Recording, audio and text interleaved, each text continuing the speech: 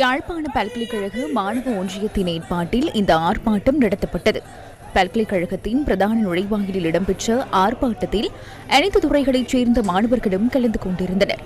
தையிட்டியில் விகாரை அமைக்கப்பட்டுள்ள மக்களின் தனியார் காணிகளை மீள கையளிக்குமாறு வலியுறுத்தி நேற்று முன்னெடுக்கப்பட்ட ஆர்ப்பாட்டத்தின் போது சிலர் கைது செய்யப்பட்டமைக்கு மாணவர்கள் எதிர்ப்பை வெளிப்படுத்தினர். நேற்றைய சம்பவத்திலே ஒரு மதகுருமார் உள்ளடங்களாக 5 பேர் கைது செய்யப்பட்டிருக்கின்றார்கள்.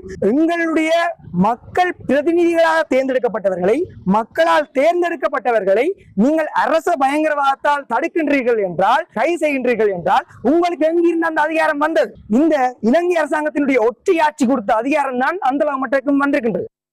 தெற்கில் ஒரு நீதி, வடக்கிலே ஒரு நீதி காணப்படுகிறது. ஏனென்றால் தெற்கிலே நடைபெறுகின்ற போராட்டங்களிலே கைதுகள் என்பது பெருமளவு நடைபெறுவதில்லை. ஆனால் வடக்கிலே நடைபெறுகின்ற எங்களுடைய உரிமைக்காக, எங்களுடைய நிலங்களுக்காக நாங்கள் செய்கின்ற சிறு சிறு போராட்டங்களை கூட இந்த அரசு எங்களை மலங்கடிக்க செய்கிறது. இதனிடையே ஆர்ப்பாட்டத்தில் பங்கேற்ற போது போலீசாரால் கைது செய்யப்பட்டு விடுவிக்கப்பட்ட தவத்திரு வேலன் சுவாமிகள் யாழ் போதனா வைத்தியசாலையில் சிகிச்சை பெற்று வருகின்றார். அவர் யாழ் போதனா வைத்தியசாலையில் நேற்று அனுமதிக்கப்பட்டார். யாழ்ப்பாணம் தையிட்டியில் விகாரை அமைக்கப்பட்டுள்ள தனியார் காணியை மீண்டும் மக்களிடம் கையளிக்குமாறு வலியுறுத்தி ஆர்ப்பாட்டம் செய்த 5 பேர் நேற்று கைது செய்யப்பட்டு பிணையில் விடுவிக்கப்பட்டனர். இவர்களில் சிவகுரு ஆதீன முதல்வர் தவத்திரு வேலன் சுவாமிகள், வலிகாமம் கிழக்கு பிரதேச சபை தவிசாளர் தியாகராசா நிரோஷும் அடங்குகின்றனர். நீதிமன்ற தடை உத்தரவை மீறும் வகையில் ஆர்ப்பாட்டம் நடத்தியவர்களை கைது செய்யப்பட்டு நீதிவான் முன்னிலையில் ஆஜர்படுத்தப்பட்டதாக போலீசார் தெரிவித்தனர். குறித்த வழக்கு மீண்டும் எதிர்வரும் 26ஆம் தேதி மல்லாகம் நீதவான் நீதிமன்றத்தில் விசாரணைக்கு எடுத்துக் கொள்ளப்படவுள்ளது.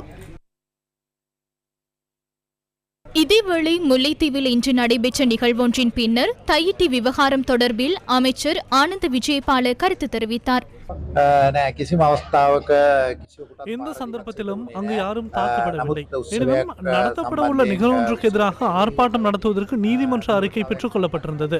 அந்த அறிக்கைக்கு அமைய சில நடவடிக்கைகள் எடுக்கப்பட்டன. சிலர் கைது செய்யப்பட்டனர். நீதிமன்றத்தில் ஆஜர்படுத்தப்பட்டதன் பின்னர் அவர்கள் விடுவிக்கப்பட்டனர். போலீசார் தெரிவிப்பதை போன்று அங்கு எந்த தாக்குதல் சம்பவமும் பதிவாகவில்லை. எனவே எந்த பிரச்சனையும் இல்லை என நினைக்கின்றேன்.